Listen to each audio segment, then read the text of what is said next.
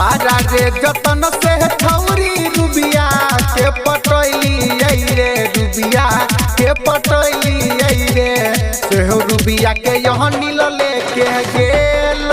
रे भाई सेहो रुबिया के यहाँ नील लेके गेल रे भाई बारा रे जतन से ठौरी सोना के पटैली रे सोना के पटैली रे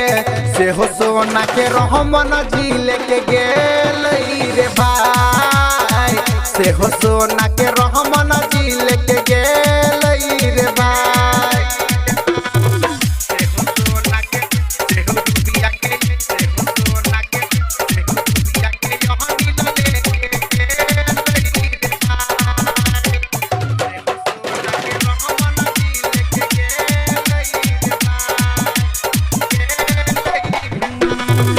बाजा रे जतन से छौरी रनिया के पटैली रे रनिया के पटैली रे सेहो रनिया के बंसी लेके गेल रे भाई सेहो रनिया के बंसी लेके गेल रे भाई बाजा रे जतन से पीरितिया के पटैली पीरितिया के पटैली रे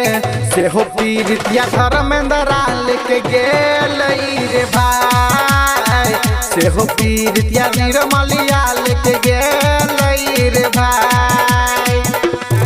सेहो पीरितिया सेहो पुतिया के सेहो पीरितिया सेहो पुतिया के धर्म वीर लेके गेल रे भाई सेहो पीरितिया धर्मेंद्रा लेके गेल रे भाई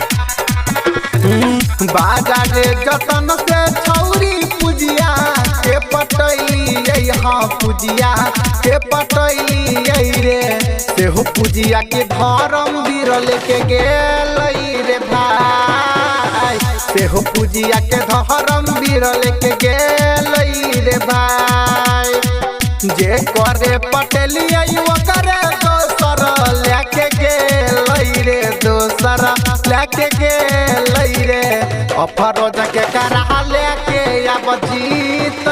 रे भाई अफरोज के करा लेके अब जीत रे भाई रिकॉर्डिंग स्टूडियो भिट्ठी चौक मधुबनी।